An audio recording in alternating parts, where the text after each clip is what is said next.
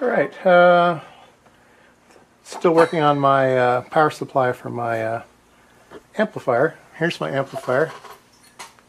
So two of these boards, these are the LM, and I can't read it, LM1875, and we measured these at very low distortion. This seems like a nice chip. I don't remember how many watts these are. Probably in the order of 10 watts or something.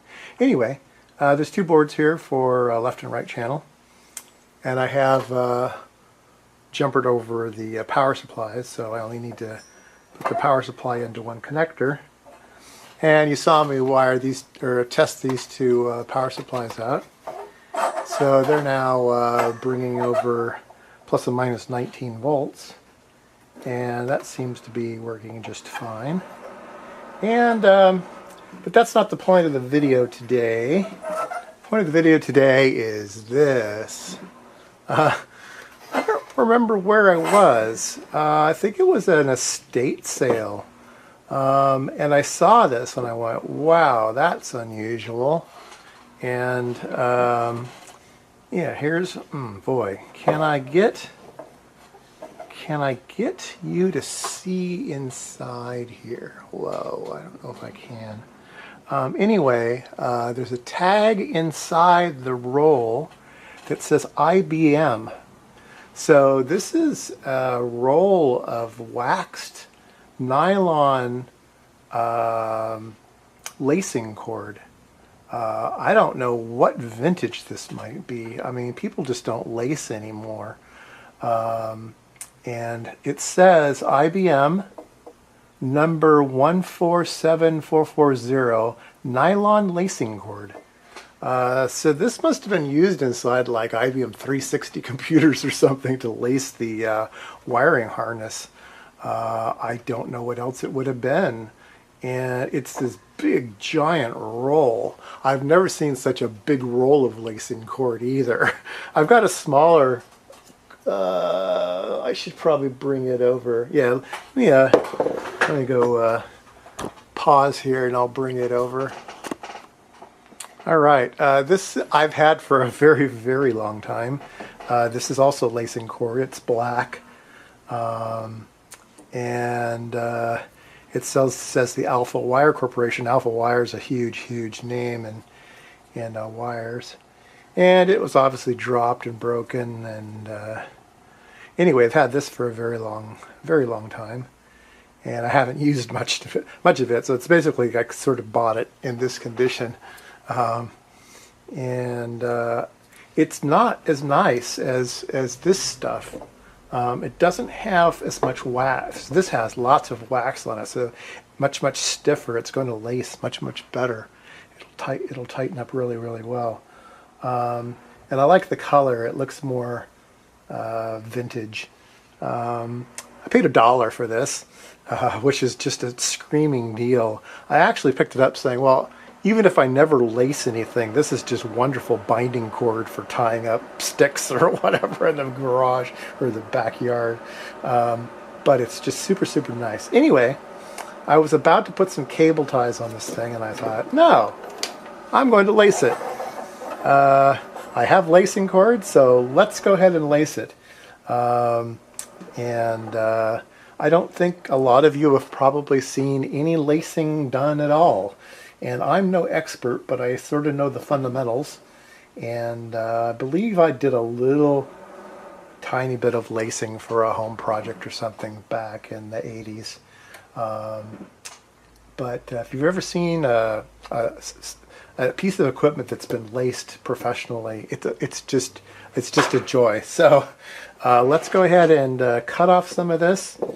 And we'll have to, I don't want to be trying to use this big roll in and out, in and out, in and out. So we'll go ahead and cut off enough here, I believe, to do an okay job. So I believe that's probably plenty. So we will start over here. So let's see. Can you see what I'm doing? All right, let's zoom in over here. All right, so I have a cable tie here, so we'll just start over here. So we will go ahead and first just put in a, we'll just put in a knot, just an old square knot, just to kind of get started.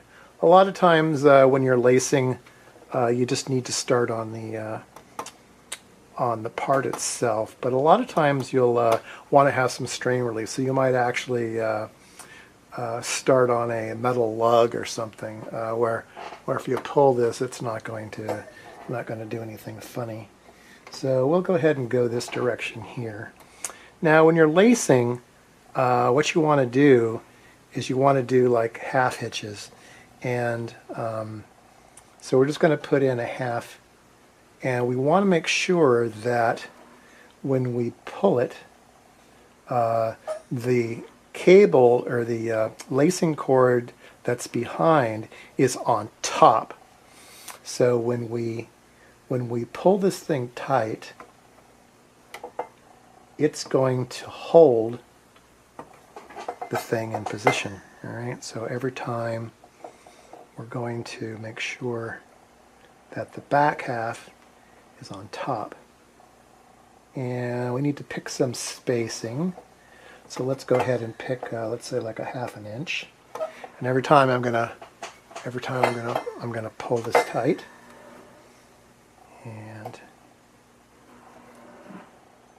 hopefully we won't run out of, you need to be able to judge how much lacing cord you need, so when you get to the other side you haven't used it all up. So we'll do that.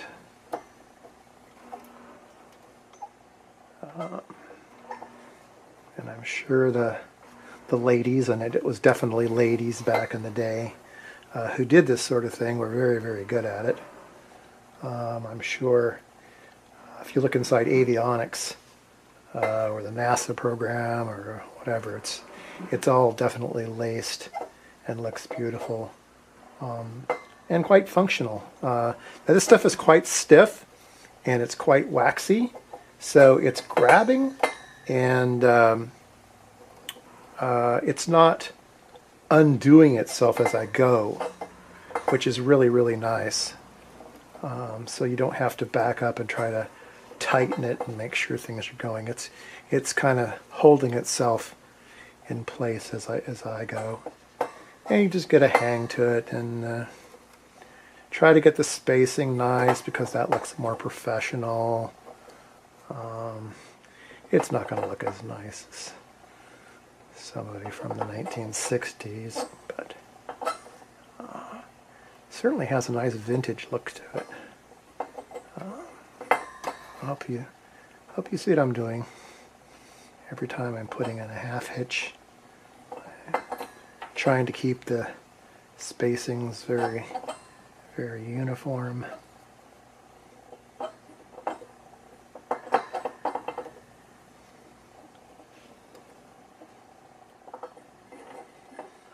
We're getting almost done here. Getting to the end.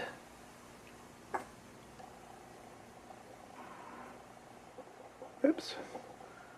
Losing track of where I'm going here.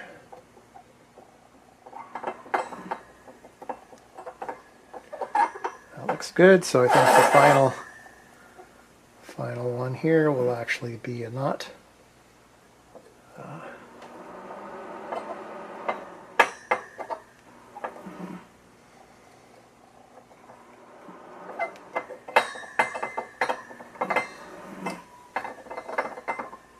I'm not exactly sure what kind of knots they used at the ends. I'm sure they had each company had its preferred method of how to clean things up at the end, but we'll snip this off. And there we go. A laced cord, or laced wiring harness. They probably haven't seen that done before. And yeah, it looks pretty nice. Certainly cheaper than the cable ties. If you can get one of these for $1, it's about 10 lifetimes supply of this stuff. So yeah, there you go. Vintage lacing waxed nylon cord.